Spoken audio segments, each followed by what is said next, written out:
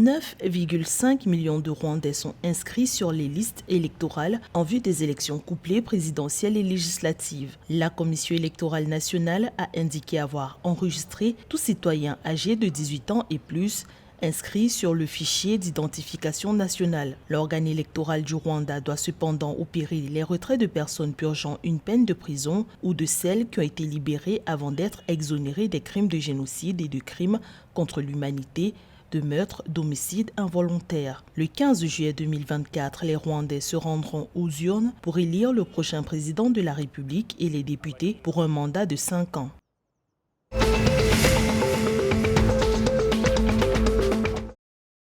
Le 12 avril 2024, le Parlement sud-soudanais a adopté une loi de finances qui limite les emprunts publics. Les législateurs ont recommandé de réduire la dette brute du gouvernement de 50% à 20%. Le texte couvre le processus général de préparation du budget, les demandes et les dépenses, les emprunts, la responsabilité et l'examen des comptes, ainsi que les procédures régissant les transferts au gouvernement des États. Une fois adopté et approuvé par le président, le projet de loi guidera le ministère des Finances sur le calendrier budgétaire, les préparatifs et l'obtention de prêts. Le projet de loi chargera également le ministre de présenter au Parlement une déclaration de politique budgétaire et un document de stratégie de gestion de la dette.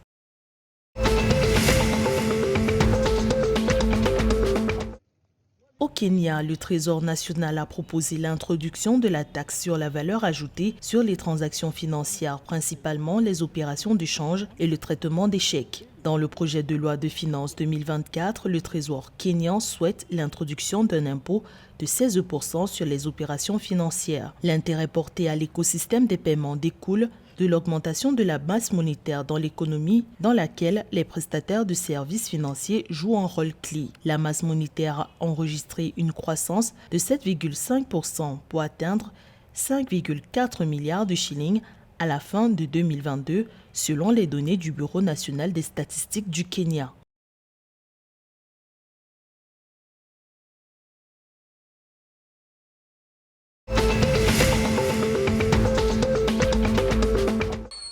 Les championnats de natation junior de Tanzanie auront lieu les 22 et 23 juin 2024, a annoncé l'Association tanzanienne de natation, la TSA. Au cours de 2 jours de compétition, les nageurs concourront dans différentes catégories selon leur âge. La secrétaire générale de la TSA, Inviolata Itatiro, a déclaré que les championnats de natation junior de Tanzanie comportent des catégories d'âge comprenant les moins de 7 ans, les 8-9 ans, les 10-11 ans et les 12 ans.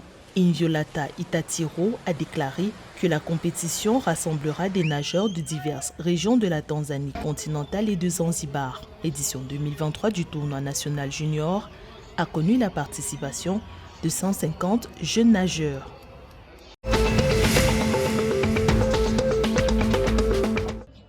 La Confédération africaine de football a homologué le stade national Mandela de Namboule en Ouganda. La Fédération ougandaise de football association a confirmé le développement via ses plateformes médiatiques officielles le 13 mai 2024. Cette homologation intervient alors que l'équipe nationale masculine de football, les Uganda Cranes, se prépare pour des matchs en juin 2024 contre le Botswana et l'Algérie lors des éliminatoires de la Coupe du Monde 2026. Les Uganda Cranes affronteront le Botswana le 3 juin 2024 avant d'affronter l'Algérie le 10 juin 2024. L'équipe nationale de football ougandaise a joué pour la dernière fois à Namboule le 17 novembre 2019 contre le Malawi, un match soldé par une victoire 2-0.